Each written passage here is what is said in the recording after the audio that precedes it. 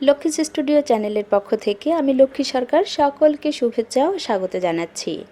আজ আমি পাঠ করছি কথাসাহিত্যিক শরৎচন্দ্র চট্টোপাধ্যায়ের একটি ছোট গল্প অনুপমার প্রেম। 11 বর্ষ বয়ঃক্রমের মধ্যে অনুপমা নবেল পড়িয়া পড়িয়া মাথাটা একেবারে বিগড়াইয়া ফেলিয়াছে।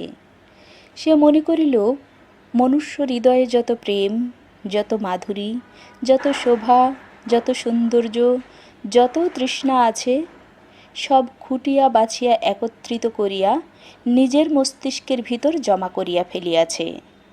মনুষ্য স্বভাব, মনুষ্য চরিত্র তাহার নখদর্পণ হইয়াছে।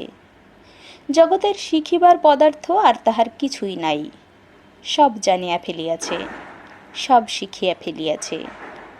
সতীত্বের জ্যোতি সে যেমন দেখিতে পায়, প্রণয়ের মহিমা সে যেমন বুঝিতে পারে, জগতে আর যে কেহ তেমন সমঝদার আছে, অনুপমা তাহা কিছুতেই বিশ্বাস করিতে পারে না। অনু ভাবিল সে একটি মাধবীলতা, সম্প্রতি মঞ্জরিয়া উঠিতেছে। এ অবস্থায় আশু সহকার শাখা বেষ্টিত না হইলে ফোট ফোট কুড়িগুলি কিছুতেই পূর্ণ বিকশিত হইতে পারিবে না। তাই খুঁজিয়া পাতিয়া একটি নবীন কান্তি সহকার মনোনীত করিয়া লইল এবং 2-4 দিবসেই তাহাকে মন প্রাণ জীবন যৌবন সব দিয়া ফেলিল। মনে মনে মন দিবার বা নিবার সকলেরই সমান অধিকার, কিন্তু জড়াইয়া ধরিবার পূর্বে সহকারটার মতামতেরও ঈষৎ প্রয়োজন হয়। এইখানে মাধবীলতা কিছু বিপদে পড়িয়া গেল। নবীন নিরোধকান্তকে সে কেমন করিয়া জানাইবে যে সে তাহার মাধবীলতা? প্রস্ফুটন্মুখ হইয়া দাঁড়াইয়া আছে।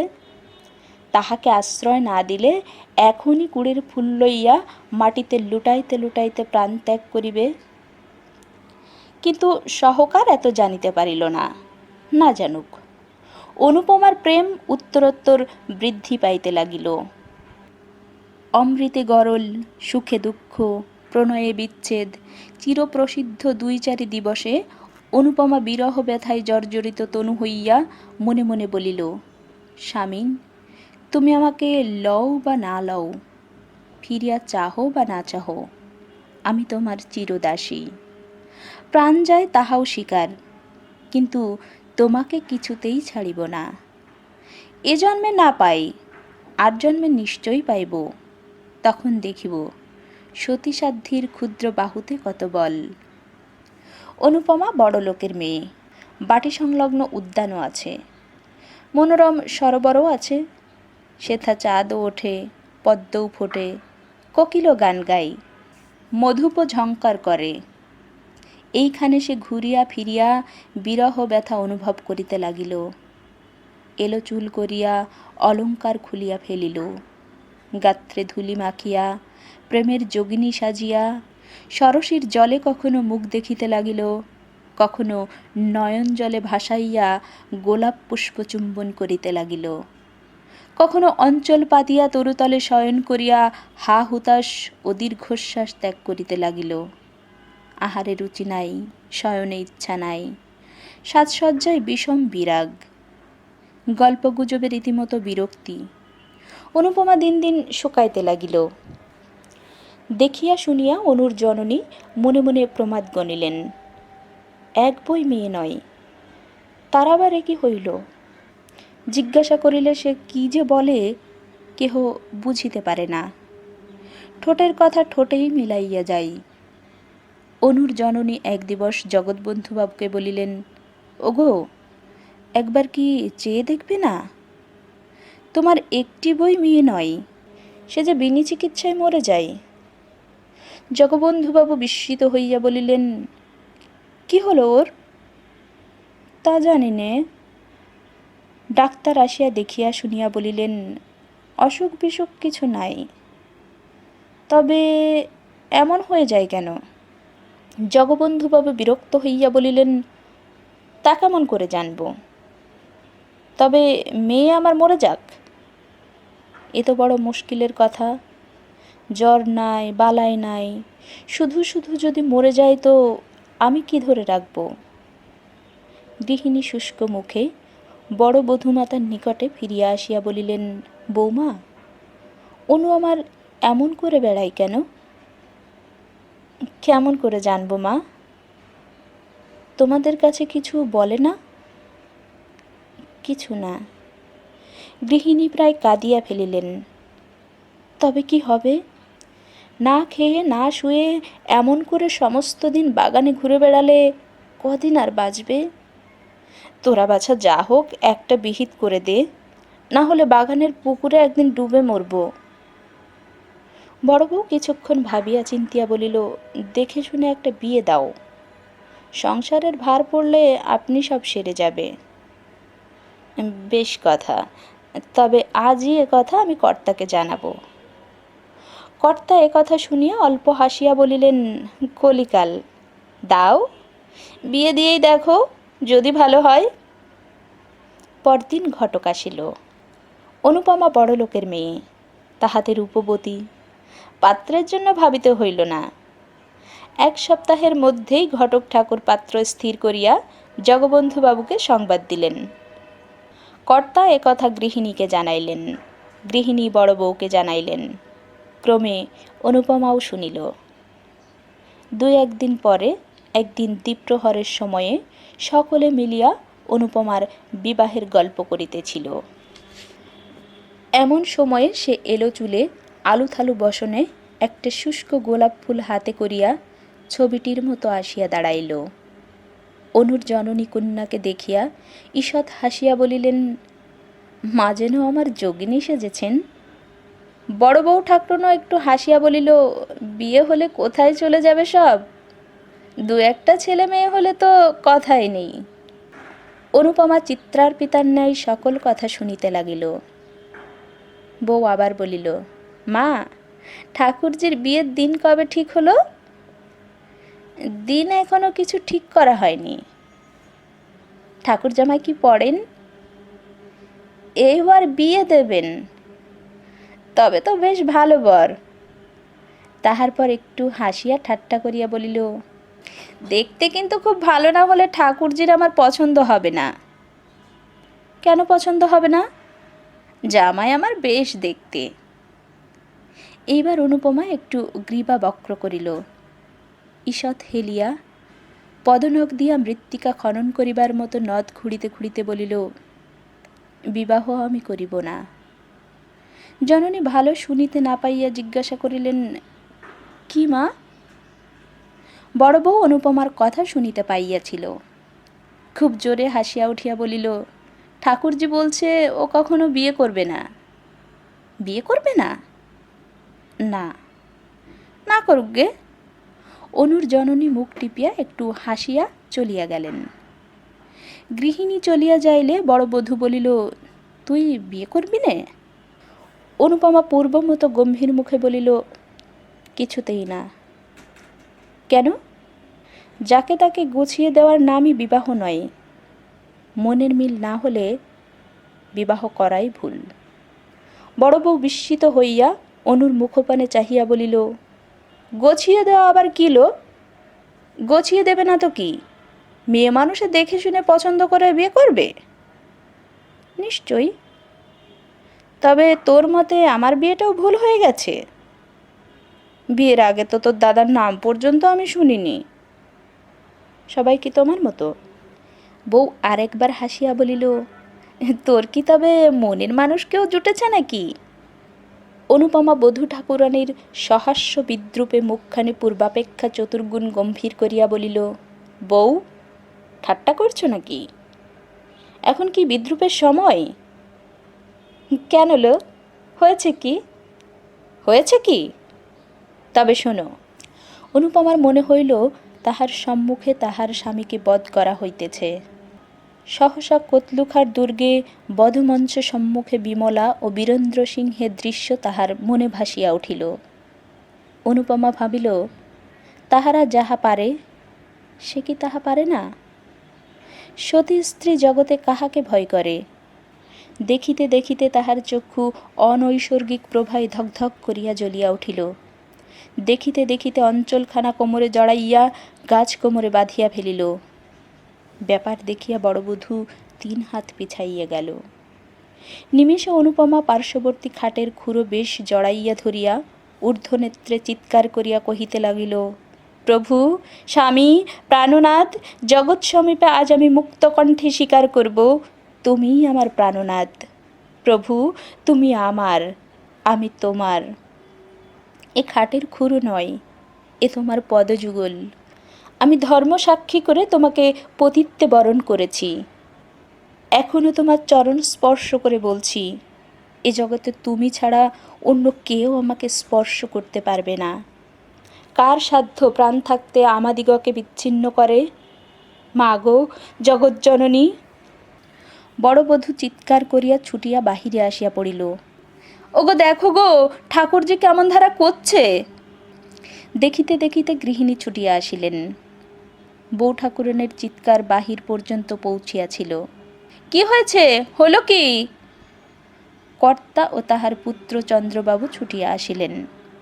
কর্তা গিন্নিতে, পুত্র পুত্রবধূতে, দাস দাসীতে মুহূর্তে ঘর ভিড় হইয়া গেল। অনুপমা মূর্ছিত হইয়া খাটের কাছে পড়িয়া আছে। গৃহিণী কাঁদিয়া উঠিলেন। অনু, অনুর আমার কি হলো? ডাক্তার ডাকো, জল আনো, বাতাস করো ইত্যাদি চিৎকারে পাড়ার অর্ধেক প্রতিবাসী বাড়িতে জমিয়া গেল। অনেকক্ষণ পরে চক্ষুর উন্মিলন করিয়া অনুপমা ধীরে ধীরে বলিল, আমি কোথায়? তাহার জননী মুখের নিকট মুখ আনিয়া সস্নেহে বলিলেন, কেন মা, তুমি যে আমার কোলে শুয়ে আছো। অনুপমা দীর্ঘশ্বাস ফেলিয়া মৃদু মৃদু কহিলেন, ও, তোমার কোলে? ভাবছিলাম আমি আর কোথাও কোনো স্বপ্নরাজ্যে তার সঙ্গে ভেসে যাচ্ছি। দরদ বিগলিত অশ্রু তাহার গণ্ড বাহিয়া পড়িতে লাগিল। জননী তাহা মোছাইয়া কাতর হইয়া বলিলেন, কেন কাঁদছ মা? কার কথা বলছ? অনুপমা দীর্ঘ নিঃশ্বাস ফেলিয়া মৌন রহিল। বড় বধূ চন্দ্রবাবুকে একপাশে ডাকিয়া বলিল, সবাইকে যেতে বলো, আর কোনো ভয় নাই, ঠাকুর যে ভালো হয়েছে। ক্রমশ সকলে প্রস্থান করিলে রাত্রে বড় বউ অনুপমার কাছে বসিয়া বলিল, ঠাকুরজি, কার সঙ্গে বিয়ে হলে তুই সুখী হোস? অনুপমা চক্ষু মুদ্রিত করিয়া কহিল, সুখ দুঃখ আমার কিছুই নেই, সেই আমার স্বামী। তা তো বুঝি, কিন্তু কে সে? সুরেশ। সুরেশই আমার। সুরেশ? রাখাল মজুমদারের ছেলে? হ্যাঁ, সেই। রাত্রে গৃহিণী কথা শুনিলেন। পরদিন অমনি মজুমদারের বাড়িতে আসিয়া উপস্থিত হইলেন। নানা কথার পর সুরেশের জননীকে বলিলেন, তোমার ছেলের সঙ্গে আমার মেয়ের বিয়ে দাও। সুরেশের জননী হাসিয়া বলিলেন, মন্দ কি? ভালো মন্দের কথা নয়, দিতেই হবে। তবে সুরেশকে একবার জিজ্ঞাসা করে আসি, সে বাড়িতেই আছে। তার মত হলে কর্তার অমত হবে না। সুরেশ বাড়ি থাকিয়া তখন বিয়ে পরীক্ষার জন্য প্রস্তুত হইতেছিল। এক মুহূর্ত তাহার 1 বৎসর। তাহার মা বিবাহের কথা বলিলে সে কানেই তুলিল না। গৃহিণী আবার বলিলেন, সুরো, তোকে বিয়ে করতে হবে। সুরেশ মুখ তুলিয়া বলিল, তা তো হবেই, কিন্তু এখন কেন? পড়ার সময় ওসব ভালো লাগে না।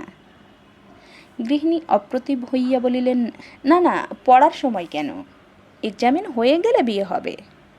কোথায়? এ গায়ে, জগবন্ধুবাবুর মেয়ের সঙ্গে। কি? চন্দ্রের বোনের সঙ্গে, যেটাকে খুকি বলে ডাকতো? খুকি বলে ডাকবে কেন, তার নাম অনুপমা।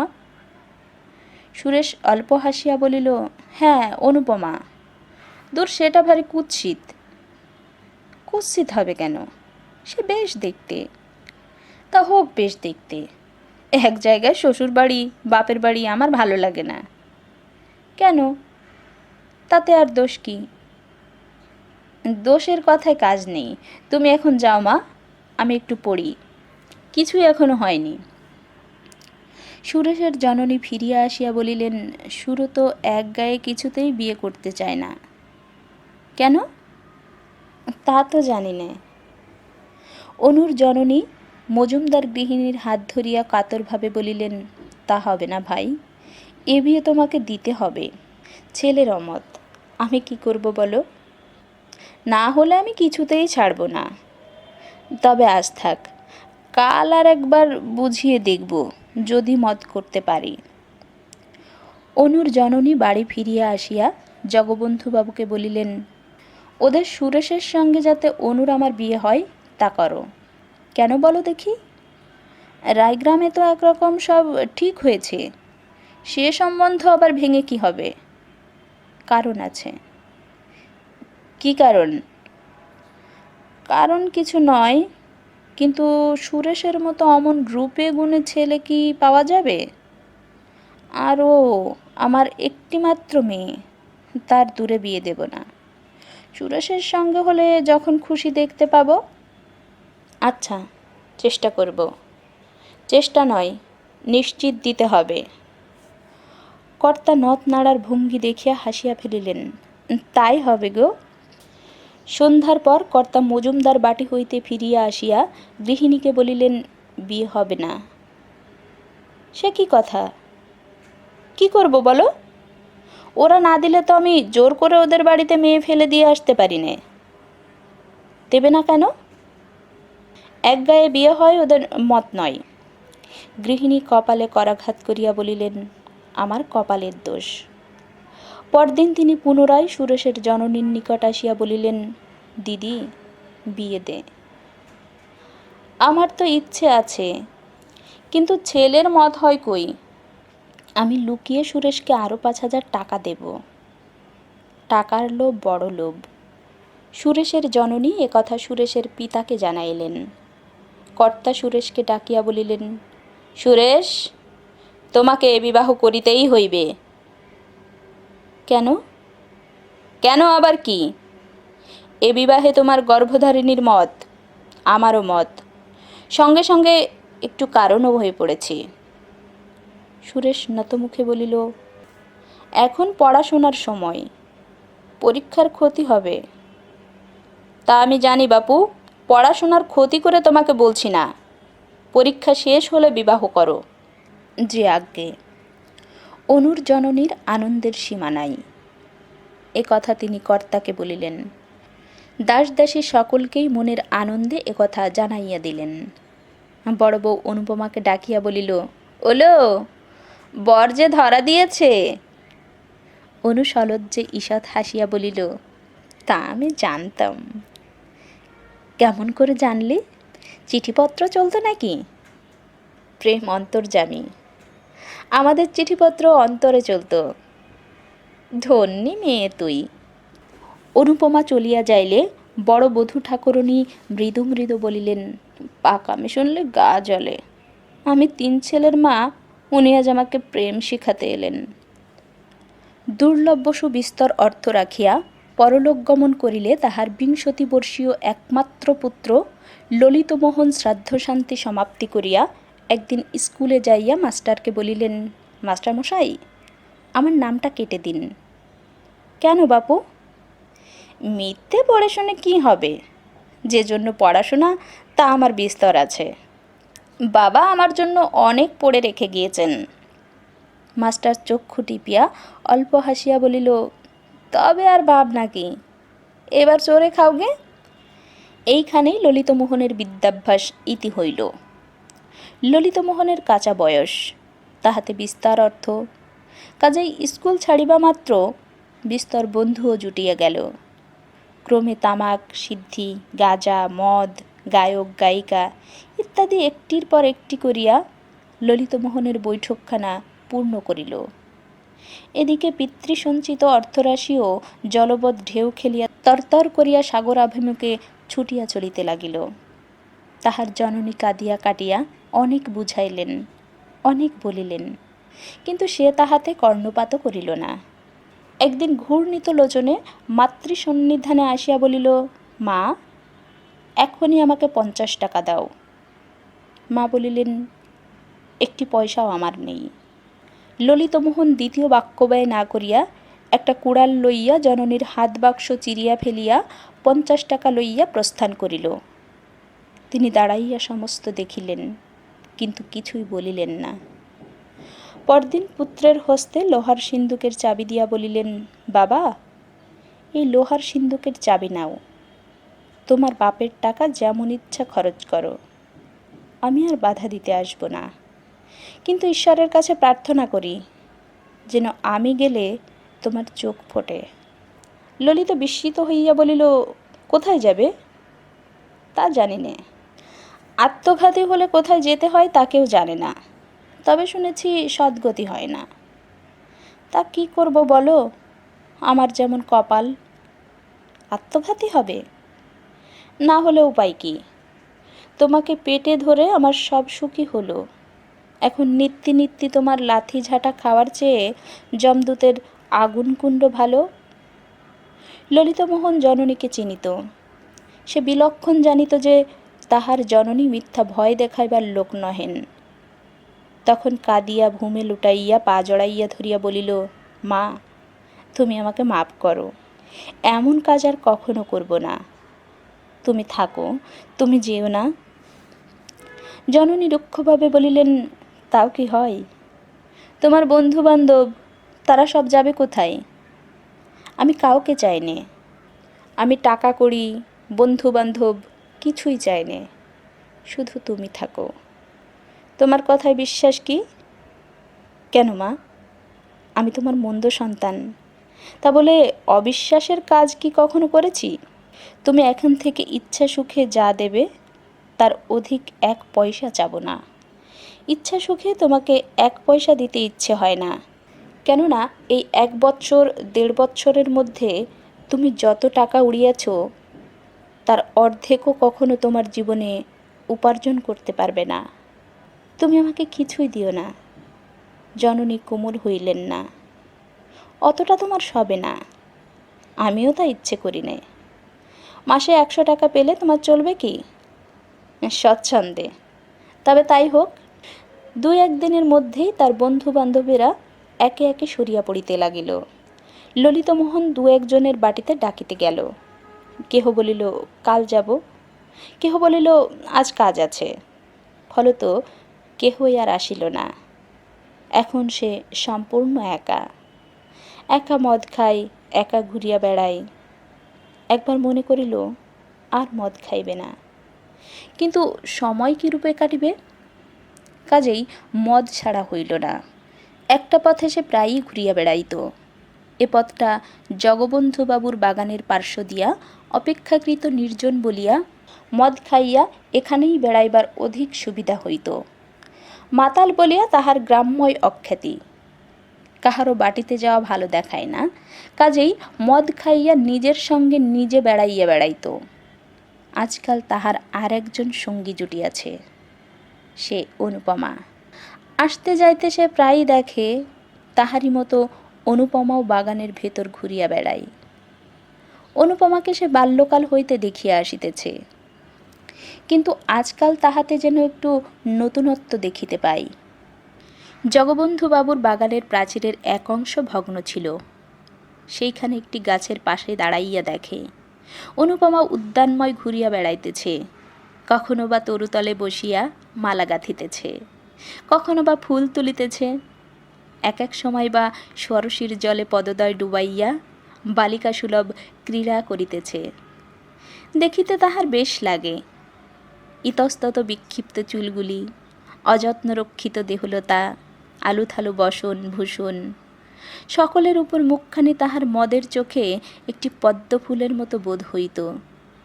মাঝে মাঝে তাহার মনে হয় জগতে সে অনুপমাকে সর্বাপেক্ষা অধিক ভালোবাসে। রাত্রি হইলে বাড়িতে গিয়া শয়ন করে। যতক্ষণ নিদ্রা না হয় ততক্ষণ অনুপমার মুখই মনে পড়ে। স্বপ্নেও কখনো কখনো তাহার অনিন্দ সুন্দর বদনমণ্ডল হৃদয়ে জাগিয়া ওঠে। এমনই করিয়া কত দিন যায়।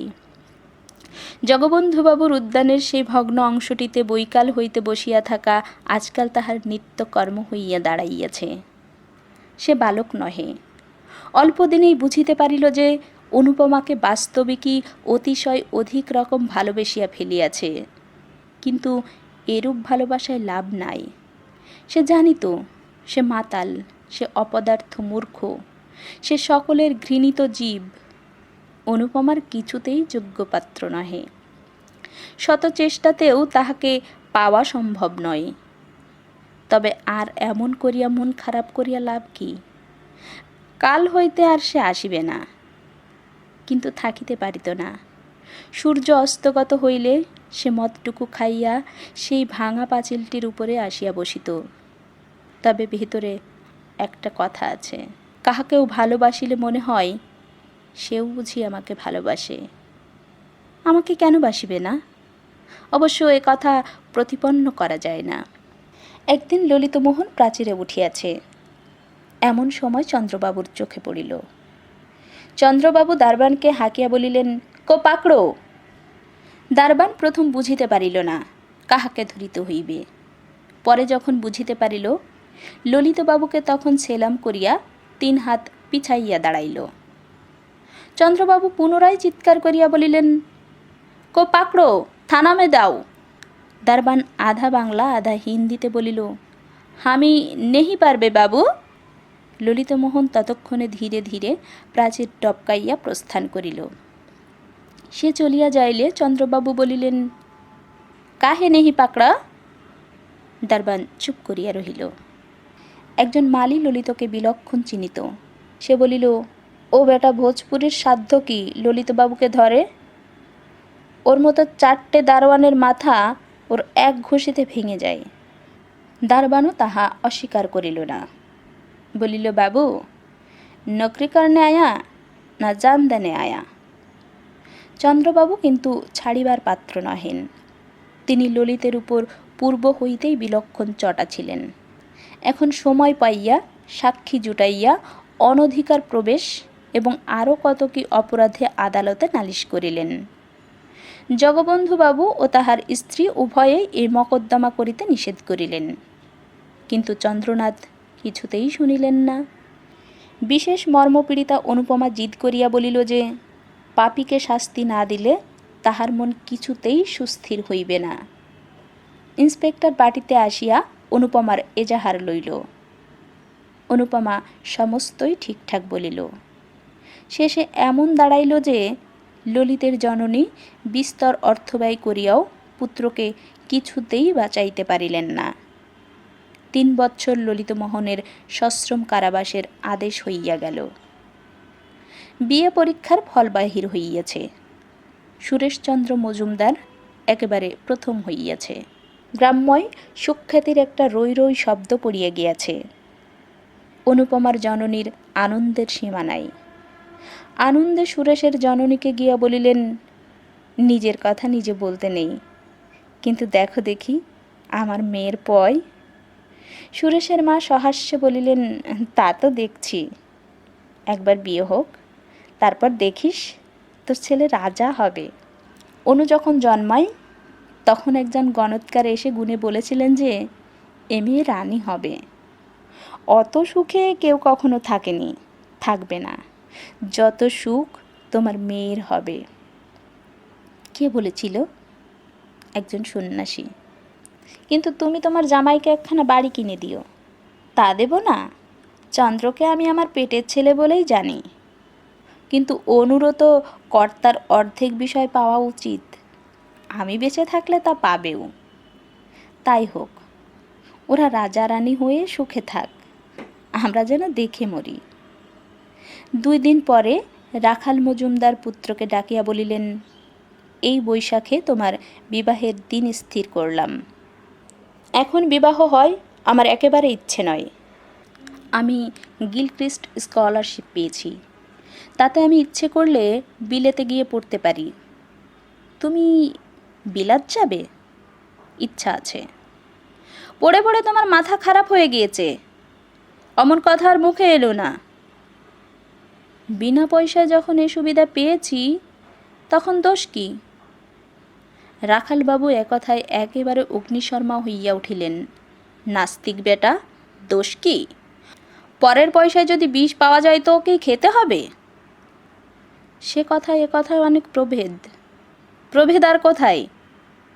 একদিকে জাত খাওয়ানো, মেলেচ্ছ হওয়া, অপরদিকে বিষ ভোজন। ঠিক এক নয় কি? চুল মিলে গেল নাকি? সুরেশ আর কোনো প্রতিবাদ না করিয়া নিরুত্তরে প্রস্থান করিল। সে চলিয়া যাইলে রাখালবাবু আপনা আপনি হাসিয়া বলিলেন, বেটা পাতা 2 ইংরেজি পড়ে আমাদের সঙ্গে তর্ক করতে আসে। কেমন কথাটা বললাম? পরের পয়সায় বিষ পেলে কি খেতে হবে? বাছাধনার দ্বিতীয় কথাটি বলতে পারলে না। এ অকাট্য যুক্তি কি ও কাটতে পারে? বিবাহের সমস্ত রকম পাকা হইয়া যাইলে বড়বধূ একদিন অনুপমাকে বলিলেন, কিলো বরের সুখ্যাতি যে গ্রামে ধরে না। অনুপমা মৃদু হাসিয়া বলিল, যার সতীসাধ্যী স্ত্রী জগতে তার সকল সুখের পথই উন্মুক্ত থাকে। তবু তো এখনো বিয়ে হয়নি লো। বিবাহ আমাদের অনেক দিন হয়েছে, জগৎ জানে না বটে, কিন্তু অন্তরে অন্তরে বহুদিন আমাদের পুনর্মিলন হয়ে গিয়েছে। বড়বধূ অল্প হাসিল, ওষ্ঠ ঈষৎ কুঞ্চিত করিয়া একটু থামিয়া বলিলেন, এ কথা আর কোথাও বলিস নে, আমরা বুড়ো মাগি, আমাদের তো বলা দূরে থাক, এমন ধরা শুনলেও লজ্জা করে। সব কথায় তুই যেন থিয়েটারের অ্যাক্ট করতে থাকিস। এমন করলে লোকে পাগল বলবে যে। আমি প্রেমে পাগল। আজ 5ই বৈশাখ। অনুপমার বিবাহ উৎসবে আজ গ্রামটা তোলপাড় হইতেছে। জগবন্ধুবাবুর বাড়িতে আজ ভিড় ধরে না। কত লোক যাইতেছে, কত লোক হাঁকাহাঁকি করিতেছে, কত খাওন দাওনের ঘটা, কত বাজনাবাদ্যের ধুম। যত সন্ধ্যা হইয়া আসিতে লাগিল, ধুমধাম তত বাড়িয়া উঠিতে লাগিল। সন্ধ্যা লগ্নেই বিবাহ। এখনই বর আসিবে। সকলেই উৎসাহে আগ্রহে উন্মুখ হইয়া আছে। কিন্তু বর কোথায়? রাখালবাবুর বাটিতে সন্ধ্যার প্রাক্কালেই কলরব বাঁধিয়া উঠিয়াছে। সুরেশ গেল কোথায়? এখানে খোঁজ, ওখানে খোঁজ, এদিকে দেখো, ওখানে দেখো, কিন্তু কেহই সুরেশকে খুঁজিয়া বাহির করিতে পারিতেছে না। কুসংবাদ পৌঁছিতে বিলম্বিত হয় না। বজ্রাগ্নির মতো একথা জগবন্ধুবাবুর বাটিতে উড়িয়া আসিয়া পড়িল। বাড়িশুদ্ধ লোক সকলেই মাথায় হাত দিয়া বসিয়া পড়িল। সে কি কথা? 8টার সময় বিবাহের লগ্ন, কিন্তু 9টা বাজিতে চলিল। কোথাও বরের সন্ধান পাওয়া যাইতেছে না। জগবন্ধুবাবু মাথা চাপড়াইয়া ছুটোছুটি করিয়া বেড়াইতে লাগিলেন। গৃহিণী কাঁদিয়া আসিয়া তাহার নিকটে পড়িলেন। কি গো, কি হবে গো? কর্তা তখন অর্ধক্ষিপ্তাবস্থা। তিনি চিৎকার করিয়া বলিয়া উঠিলেন, হবে আমার শ্রাদ্ধ, আর কি হবে? এই হতভাগা মেয়ের জন্য বৃদ্ধ বয়সে আমার মান গেল, যশ গেল, জাতি গেল, এখন একঘরে হয়ে থাকতে হবে। কেন মরতে বুড়ো বয়সে তোমাকে আবার বিয়ে করেছিলাম? তোমারই জন্য আজ আমার এই অপমান। শাস্ত্রেই আছে, স্ত্রী বুদ্ধি প্রলয়ঙ্কারী। তোমার কথা শুনে নিজের পায়ে কুড়োল মেরেছি। যাও, তোমার মেয়ে নিয়ে আমার সামনে থেকে দূর হয়ে যাও। আহ! গৃহিণীর দুঃখের কথা বলিয়া কাজ নেই। এইদিকে এই, আর ওদিকে আরেক বিপদ। অনুপমা ঘন ঘন মূর্ছা যাইতেছে। এদিকে রাত্রি বাড়িয়া চলিতেছে। 10টা, 11টা, 12টা করিয়া ক্রমশ 1টা 2টা বাজিয়া গেল, কিন্তু কোথাও সুরেশের সন্ধান হইল না। সুরেশকে পাওয়া যাক আর না যাক, অনুপমার বিবাহ কিন্তু দিতেই হইবে। কেননা আজ রাত্রে বিবাহ না হইলে জগবন্ধুবাবুর জাতি যাইবে। রাত্রে আন্দাজ 3টার সময় 55 বর্ষীয় কাশরোগী রামদুলাল দত্তকে পাড়ার 5 জন জগবন্ধুবাবুর হিতৈষী বন্ধু বর বেশে খাড়া করিয়া লইয়া আসিল। অনুপমা যখন শুনিল এমন করিয়া তাহার মাথা খাইবার উদ্যোগ হইতেছে, তখন মূর্ছা ছাড়িয়া দিয়া জননীর পায়ে লোটাইয়া পড়িল। ও মা, আমায় রক্ষা করো, এমন করে আমার গলায় ছুরি দিও না, এ বিয়ে দিলে আমি নিশ্চয় আত্মঘাতী হব। মা কাঁদিয়া বলিলেন, আমি কি করিব মা? মুখে যাহাই বলুন না কেন, কন্যার দুঃখে ও আত্মগ্লানিতে তাহার হৃদয় পুড়িয়া যাইতেছিল। তাই কাঁদিয়া কাটিয়া আবার স্বামীর কাছে আসিলেন। ওগো, একবার শেষটা ভেবে দেখো, এ বিয়ে দিলে মেয়ে আমার বিষ খাবে। কর্তা কোনো কথা না কহিয়া একেবারে অনুপমার নিকটে আসিয়া গম্ভীরভাবে বলিলেন, ওঠো, ভোর হয়ে যায়। কোথায় যাব বাবা? এখনই সম্প্রদান করিব। অনুপমা কাঁদিয়া ফেলিল, বাবা, আমাকে মেরে ফেলো, আমি বিষ খাবো। যা ইচ্ছে হয় কাল খেও মা, আজ বিয়ে দিয়ে আমার জাত বাঁচাই, তারপর যেমন খুশি করো, বিষ খেও, জলে ডুবে মরো, আমি একবারও বারণ করব না। কি নিদারুণ কথা! এইবার যথার্থই অনুপমার ভিতর পর্যন্ত শিহরিয়া উঠিল, বাবা, আমায় রক্ষা করো। কত কাতরোক্তি, কত ক্রন্দন, কিন্তু কোনো কথাই খাটিল না। দৃঢ়প্রতিজ্ঞ জগবন্ধুবাবু সে রাত্রেই বৃদ্ধ রামদুলাল দত্তের হস্তে অনুপমাকে সম্প্রদান করিলেন। বহুকাল বিপত্নিক বৃদ্ধ রামদুলালের আপনার বলিতে সংসারে আর কেহ নাই। দুইখানি পুরাতন স্টক নির্মিত ঘর, একটু শাকসবজির বাগান, ইহাই দত্তজির সাংসারিক সম্পত্তি। বহু ক্লেশে তাহার দিন গুজরান হয়। বিবাহ করিয়া পরদিন অনুপমাকে বাড়ি আনিলেন। সঙ্গে সঙ্গে অনেক খাদ্যদ্রব্য আসিল, অনেক দাসদাসী আসিল, কোনো ক্লেশ নাই। 6-7 দিন তাহার পরম সুখে অতিবাহিত হইল। বড়লোক শ্বশুর, আর তাহার কোনো ভাবনা নাই। বিবাহ করিয়া কপাল ফিরিয়াছে। কিন্তু অনুপমার স্বতন্ত্র কথা। আর 2 দিন থাকিয়া সে পিত্রালয়ে ফিরিয়া আসিল। তখন তাহার মুখ দেখিয়া দাসদাসীরাও গোপনে চক্ষু মুছিল। বাড়ি গিয়া প্রাণত্যাগ করিবে, এ পরামর্শ অনুপমা স্বামী ভবন হইতেই স্থির করিয়া রাখিয়াছিল। এইবার যথাযথ মরিবার বাসনা হইয়াছে। অনেক রাত্রে সকলে নিদ্রিত হইলে সে নিঃশব্দে খিড়কির দ্বার খুলিয়া বাগানের পুষ্করিণীর সোপানে আসিয়া বসিল। আজ তাহাকে মরিতে হইবে, মুখের মরা নয়, কাজের মরা মরিতে হইবে।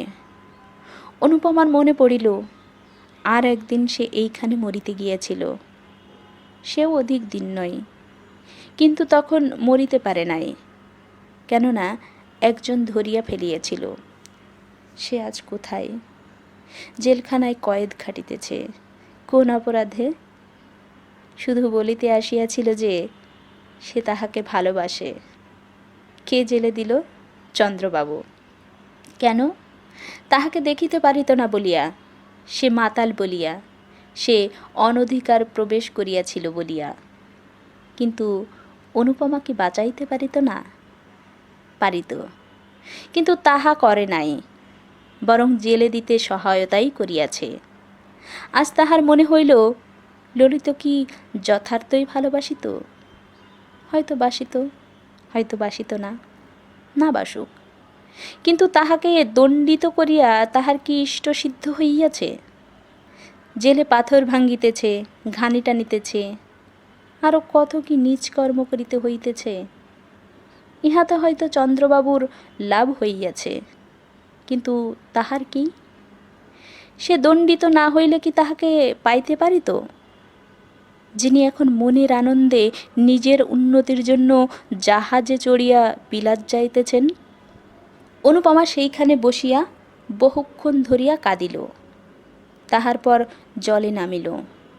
1 হাঁটু, 1 বুক গলা করিয়া ক্রমশ ডুবন জলে আসিয়া পড়িল। আধ মিনিট কালো জলতলে থাকিয়া অনেক জল খাইয়া সে আবার উপরে ভাসিয়া উঠিল, আবার ডুব দিল, আবার ভাসিয়া উঠিল। সে সাঁতার দিতে জানিত, তাই সমস্ত পুষ্করিণীটা তন্ন তন্ন করিয়াও কোথাও ডুবন জল মিলিল না। অনেকবার ডুব দিল, অনেক জলও খাইল, কিন্তু একেবারে ডুবিয়া যাইতে কিছুতেই পারিল না। সে দেখিল, মরিতে স্থির সংকল্প হইয়াও ডুব দিয়া নিঃশ্বাস আটকাইয়া আসিবার উপক্রম হইলেও নিঃশ্বাস লইতে উপরে ভাসিয়া উঠিতে হয়। এইরূপে পুষ্করিণীটা সাঁতার কাটিয়া প্রায় নিশা শেষে যখন সে তাহার ক্লান্ত অবসন্ন নির্জীব দেহখানা কোনরূপে টানিয়া আনিয়া সোপানের উপর ফেলিল, দেখিল যে কোনো অবস্থায় যে কোনো কারণেই হোক এমন করিয়া একটু করিয়া প্রাণ পরিত্যাগ করা বড় সহজ কথা নহে। পূর্বে সে বিরহ ব্যথায় জর্জরিত তনু হইয়া দিনে শতবার করিয়া মরিতে যাইত। তখন ভাবিত প্রাণটা রাখা না রাখা নায়ক নায়িকার একেবারে মুঠোর ভিতরে। কিন্তু আজ সমস্ত রাত্রি ধরিয়া প্রাণটার সহিত ধস্তাধস্তি করিয়াও সেটাকে বাহির করিয়া ফেলিতে পারিল না। আজ সে বিলক্ষণ বুঝিল তাহাকে জন্মের মতো বিদায় দেওয়া তাহার 11 বর্ষীয় বিরহ ব্যথায় কুলাইয়া ওঠে না। ভোরবেলায় যখন সে বাটী আসিল তখন তাহার সমস্ত শরীর শীতে কাঁপিতেছে। মা জিজ্ঞাসা করিলেন, অনু, এত ভোরেই নিয়ে এলি মা? অনু ঘাড় নাড়িয়া জানাইল, হ্যাঁ। এদিকে দত্ত মহাশয় একরূপ চিরস্থায়ী রূপে শ্বশুর ভবনে আশ্রয় লইয়াছেন। প্রথম প্রথম জামাই আদর তাহার কতকটা মিলিত, কিন্তু ক্রমশ তাহাও কম পড়িয়া আসিল। বাড়িশুদ্ধ কেহই প্রায় তাহাকে দেখিতে পারে না। চন্দ্রনাথবাবু প্রতি কথায় তাহাকে ঠাট্টা বিদ্রূপ অপদস্থ লাঞ্ছিত করেন। তাহার একটা কারণও হইয়াছিল। একে তো চন্দ্রবাবুর হিংসা পরবশ অন্তঃকরণ, তাহাতে আবার অকর্মণ্য জামাতা বলিয়া জগবন্ধুবাবু কিছু বিষয় আশয় দিয়া যাইবেন বলিয়াছিলেন। অনুপমা কখনো আসে না, শাশুড়ি ঠাকুরানীও কখনো সে বিষয়ে তত্ত্ব লন না। তথাপি রামদুলালের মনের আনন্দে দিন কাটিতে লাগিল। যত্ন আত্মীয়তার তিনি বড় একটা ধার ধারিতেন না। যাহাই পাইতেন তাহাতেই সন্তুষ্ট হইতেন। তাহার উপর দুবেলা পরিতোষকজনক আহার ঘটিতেছে। বৃদ্ধাবস্থায় দত্তমশাই ইহাই যথেষ্ট বলিয়া মানিয়া লইতেন। কিন্তু তাহার সুখ ভোগ করিবার অধিক দিনও আর বাকি ছিল না। একে তো শীর্ণ জীর্ণ শরীর, তাহার উপরে পুরাতন কাশরোগ অনেক দিন হইতে তাহার শরীরে আশ্রয় গ্রহণ করিয়া বসিয়া আছে। প্রতি বৎসরই শীতকালে তাহাকে স্বর্গে লইয়া যাইবার জন্য টানাটানি করিত। এবারও শীতকালে ভীষণ টানাটানি করিতে লাগিত। জগবন্ধুবাবু দেখিলেন যক্ষা রামদুলালের অস্থিমজ্জায় প্রতি গ্রন্থিতে গ্রন্থিতে ছড়াইয়া পড়িয়াছে। পাড়াগায়ে সুচিকিৎসা হইবে না জানিয়া কলিকাতায় পাঠাইয়া দিলেন। সেখানে কিছুদিন সুচিকিৎসার পর সতীসাধ্যী অনুপমার কল্যাণে 2 বৎসর ঘুরিতে না ঘুরিতে সদানন্দ রামদুলাল সংসার ত্যাগ করিলেন। তথাপি অনুপমা একটু কাঁদিল। স্বামী মরিলে বাঙালির মেয়েকে কাঁদিতে হয়, তাই কাঁদিল। তাহার পর স্ব ইচ্ছায় সাদা পরিয়া সমস্ত অলঙ্কার খুলিয়া ফেলিল। জননী কাঁদিতে কাঁদিতে বলিলেন, অনু, তোর এ বেশ তো আমি চোখে দেখতে পারি না, অন্তত হাতে একজোড়া বালাও রাখ। তা হয় না, বিধবার অলঙ্কার পরতে নেই। কিন্তু তুই কচি মেয়ে। তা হোক, বাঙালির মেয়ে বিধবা হইলে কচি বুড়ো সমস্ত এক হইয়া যায়। জননী আর কি বলিবেন, শুধু কাঁদিতে লাগিলেন। অনুপমার বৈধব্যে লোকে নতুন করিয়া শোক করিল না। 2-1 বৎসরেই সে যে বিধবা হইবে তাহা সকলেই জানিত। কেহ বলিল, মরার সঙ্গে বিয়ে দিলে কি আর সধবা থাকে? কর্তাও এ কথা জানিতেন, গৃহিণীও বুঝিতেন। তাই শোকটা নতুন করিয়া হইল না। যাহা হইবার তাহা বিবাহ রাত্রেই হইয়া গিয়াছে। স্বামীকে ভালোবাসিত না, জানিল না, শুনিল না। তথাপি অনুপমা কঠোর বৈধব্যব্রত পালন করিতে লাগিল। রাত্রে জলস্পর্শ করে না, দিনে 1 মুষ্টি স্বহস্তে সিদ্ধ করিয়া লয়। একাদশীর দিন নিরম্ব উপবাস করে। আজ পূর্ণিমা, কাল অমাবস্যা, পরশু শিবরাত্রি, এমন করিয়া মাসের 15 দিন সে কিছুই খায় না। কেহ কোনো কথা বলিলে বলে, আমার ইহকাল গিয়াছে, এখন পরকালের কাজ করিতে দাও। কিন্তু এত সহিবে কেন? উপবাসে অনিয়মে অনুপমা শুকাইয়া অর্ধেক হইয়া গেল। দেখিয়া দেখিয়া গৃহিণী ভাবিলেন, এইবার সে মরিয়া যাইবে। কর্তাও ভাবিলেন, তাহা বড় বিচিত্র নহে। তাই একদিন স্ত্রীকে ডাকিয়া বলিলেন, অনুর আবার বিয়ে দিই। গৃহিণী বিস্মিত হইয়া জিজ্ঞাসা করিলেন, তা কি হয়? ধর্ম যাবে যে। অনেক ভেবে দেখলুম, দুবার বিবাহ দিলেই ধর্ম যায় না। বিবাহের সঙ্গে ধর্মের সঙ্গে এ বিষয়ের কোনো সম্বন্ধ নাই, বরং নিজের কন্যাকে এমন করে খুন করলেই ধর্মহানির সম্ভাবনা। তবে দাও।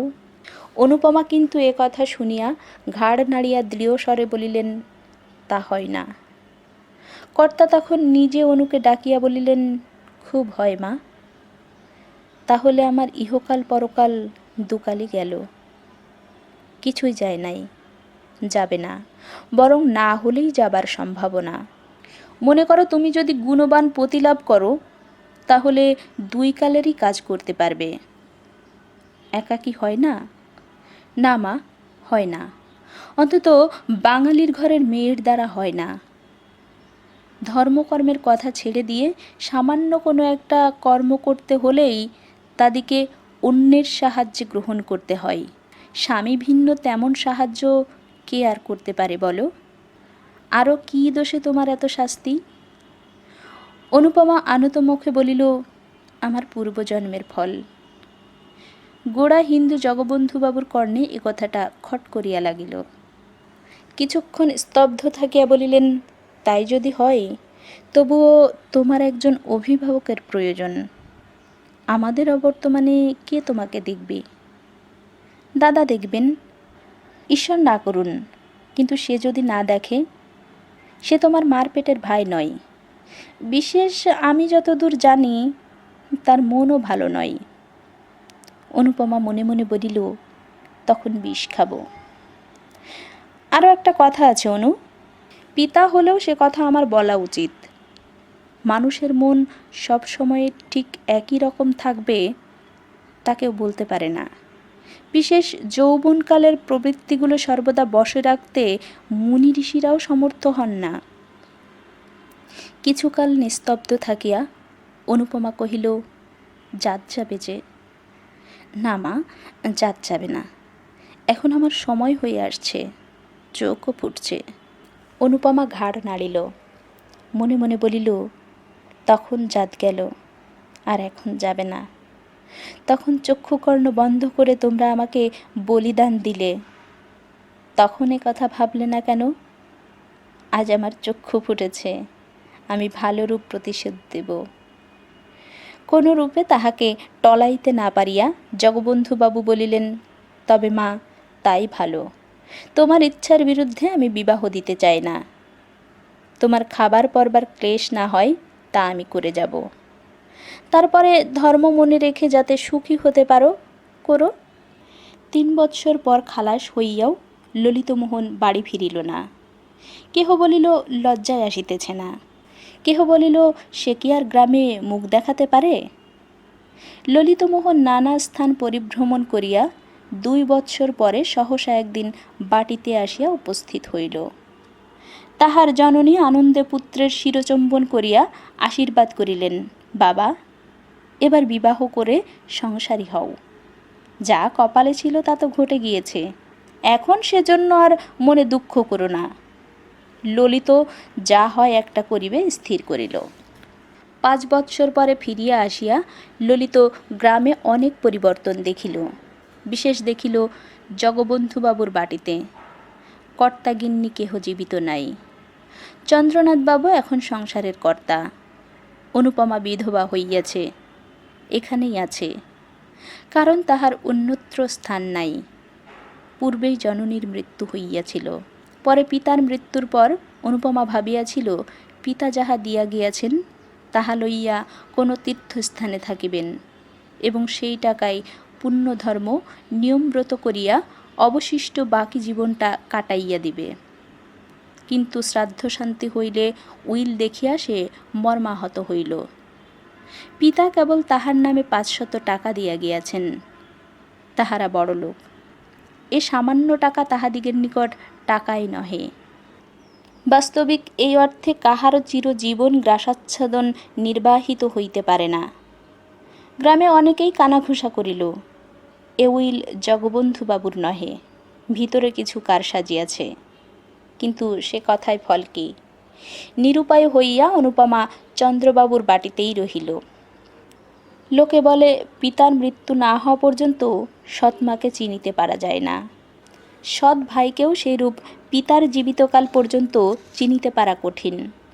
এতদিন পর অনুপমা জানিতে পারিল তাহার দাদা চন্দ্রনাথবাবু কি চরিত্রের মানুষ।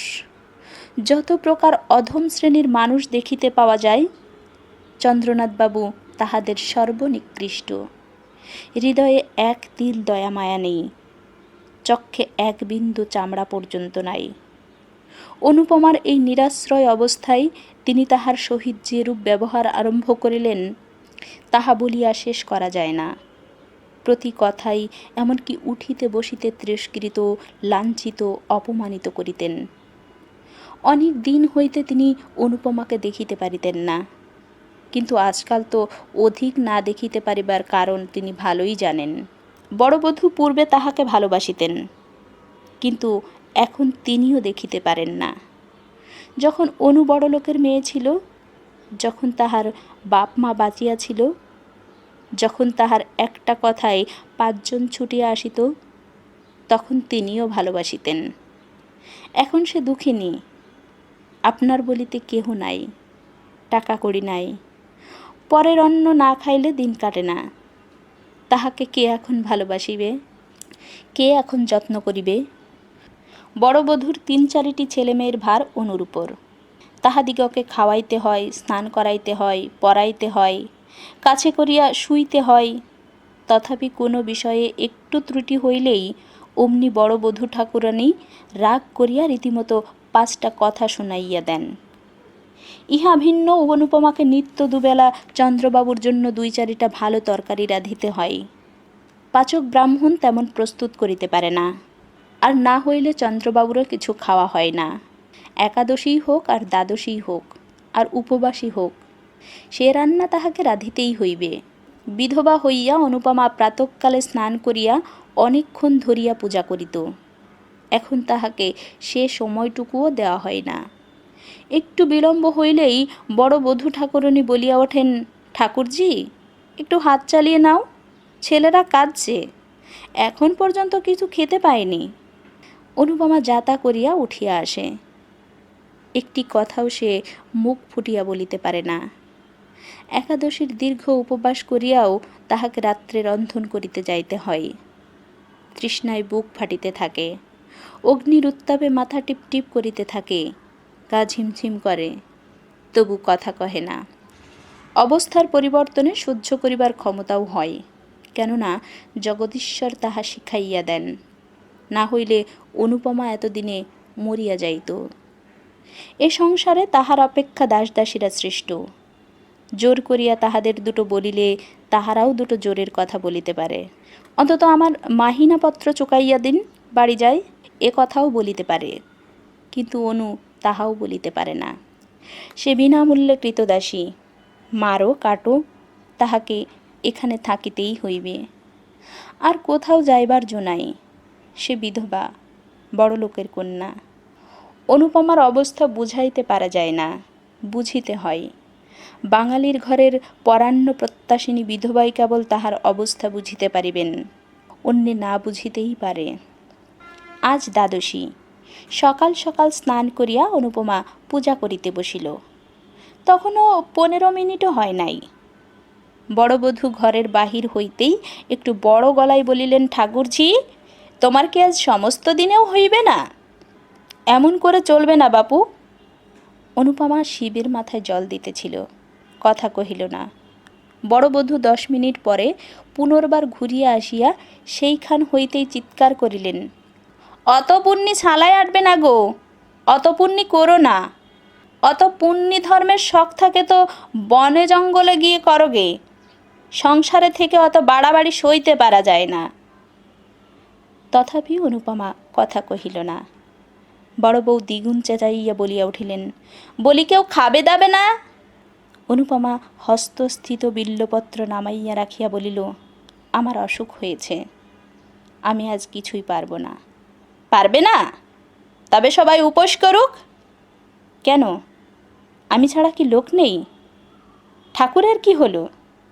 তার জ্বর হয়েছে, আর উনি ঠাকুরের রান্না খেতে পারেন? না পারেন তুমি রেঁধে দাও গে। আমি রাঁধব? মাথার যন্ত্রণায় প্রাণ যায়। একটা কবিরাজ 24 ঘন্টা আমার পেছনে লেগে আছে, আর আমি আগুনের তাতে যাব?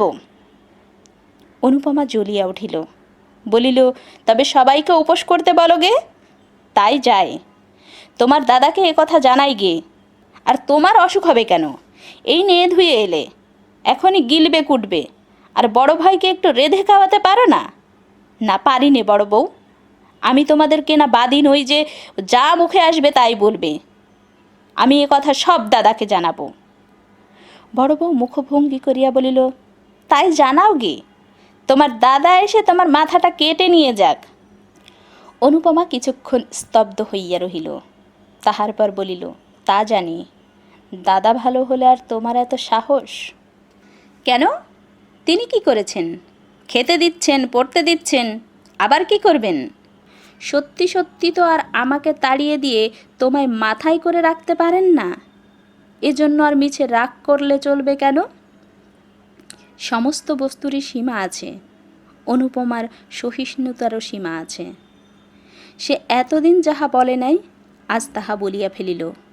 বলিল, দাদা আমাকে খাওয়াবেন পরাবেন কি? যে বাপের টাকায় তিনি খান, আমি সেই বাপের টাকায় খাই। বড় বউ ক্রুদ্ধ হইল। তাই যদি হতো তাহলে বাপ আর পথের কাঙাল করে রেখে যেত না। পথের কাঙাল তিনি করে যাননি, তোমরাই করেছ। গ্রাম শুদ্ধ সবাই জানে তিনি আমাকে নিঃসম্বল করে রেখে যাননি। সে টাকা দাদা চুরি না করলে আজ আমাকে তোমার মুখ নাড়া খেতে হতো না। বড় বধূর মুখ প্রথমে শুকাইয়া গেল, কিন্তু পরক্ষণেই দ্বিগুণ তেজে জ্বলিয়া উঠিল। গ্রাম শুদ্ধ সবাই জানে উনি চোর? তবে এ কথা ওকে জানাবো। জানিও, আর বলো যে পাপের ফল তাকে পেতেই হবে। সেদিন এমনই গেল। অবশ্য এ কথা চন্দ্রবাবু শুনিতে পাইলেন, কিন্তু কোনরূপ উচ্চবাচ্য করিলেন না। চন্দ্রবাবুর সংসারে ভোলা বলিয়া একজন ছোড়া মতো ভৃত্য ছিল। 5-6 দিন পরে চন্দ্রবাবু একদিন তাহাকে বাটির ভিতর ডাকিয়া আনিয়া বেদম প্রহার করিতে লাগিলেন। চিৎকার শুনিয়া অন্যান্য দাসদাসীরা ছুটিয়া আসিল। তখনও অসম্ভব মার চলিতেছিল। অনুপমা ঘরের ভিতর পূজা করিতেছিল। পূজা ফেলিয়া সেও ছুটিয়া আসিল। ভোলার নাক মুখ দিয়া তখনও রক্ত ছুটিতেছিল। অনুপমা চিৎকার করিয়া উঠিল, দাদা করো কি? মরে গেল যে। চন্দ্রবাবু খিচাইয়া উঠিলেন, আজ বেটাকে একেবারে মেরে ফেলব। তোকেও সঙ্গে সঙ্গে মেরে ফেলতাম, কিন্তু শুধু মেয়ে মানুষ বলে তুই বেঁচে গেলি। আমার সংসারে এত পাপ আমি বরদাস্ত করব না। বাবা তোকে 500 টাকা দিয়ে গেছেন, তাই নিয়ে তুই আজই আমার বাড়ি থেকে দূর হয়ে যা।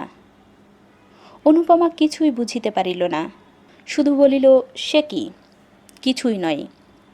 আজ টাকা নাও, নিয়ে ভোলার সঙ্গে দূর হয়ে যাও। বাইরে গিয়ে যা খুশি করো গিয়ে। অনুপমা সেইখানে মূর্ছিত হইয়া গেল। দাসদাসীরা সকলেই এ কথা শুনিল। কেউ মুখে কাপড় দিয়া হাসিল, কেহ হাসি চাপিয়া ভালো মানুষের মতো সরিয়া গেল, কেহ বা ছুটিয়া অনুপমাকে তুলিতে আসিল। চন্দ্রবাবু মৃতপ্রায় ভোলার মুখে আরেকটা পদাঘাত করিয়া বাহিরে চলিয়া গেলেন। আজ অনুপমার শেষ দিন। এ সংসারে সে আর থাকিবে না। জ্ঞান হইয়া অবধি সে সুখ পায় নাই। ছেলেবেলায় ভালোবাসিয়াছিল বলিয়া নিজের শান্তি নিজে ঘুচাইয়াছিল। অতিরিক্ত বাড়াবাড়ি করিয়াছিল বলিয়া বিধাতা তাহাকে এক তিলও সুখ দেন নাই। যাহাকে ভালোবাসিত মনে করিত তাহাকে পাইল না। যে ভালোবাসিতে আসিয়াছিল তাহাকে তাড়াইয়া দিল। পিতা নাই, মাতা নাই, দাঁড়াইবার স্থান নাই। স্ত্রী লোকের একমাত্র অবলম্বন সতীত্বের সুদর্শ, তাহাও ঈশ্বর কাড়িয়া লইতে বসিয়াছেন। তাই সে আর সংসারে থাকিবে না। বড় অভিমানে তাহার হৃদয় ফাটিয়া উঠিতেছে। নিস্তব্ধ নিদ্রিত কৌমুদী রজনীতে খিড়কির দ্বার খুলিয়া আবার বারবার 3 বার পুষ্করিণীর সেই পুরাতন সোপানে আসিয়া উপবেশন করিল। এবার অনুপমা চালাক হইয়াছে। আরবার সন্তরণ শিক্ষাটা তাহাকে মরিতে দেয় নাই। এবার তাহা বিফল করিবার জন্য কাকে কলসি লইয়া আসিয়াছে। এবার পুষ্করিণীর কোথায় ডুবন জল আছে তাহা বাহির করিয়া লইবে, এবার নিশ্চয় ডুবিয়া মরিবে। মরিবার পূর্বে পৃথিবীকে বড় সুন্দর দেখায়, ঘরবাড়ি, আকাশ, মেঘ, চন্দ্র, তারা, জল, ফুল, লতা, বৃক্ষ সব সুন্দর হইয়া ওঠে। যেদিকে চাও সেই দিকেই মনোরম বোধ হয়। সব যেন অঙ্গুলি তুলিয়া বলিতে থাকে, মরিও না, দেখো আমরা কত সুখে আছি, তুমিও সহ্য করিয়া থাকো, একদিন সুখী হইবে। না হয় আমাদের কাছে এসো, আমরা তোমাকে সুখী করব।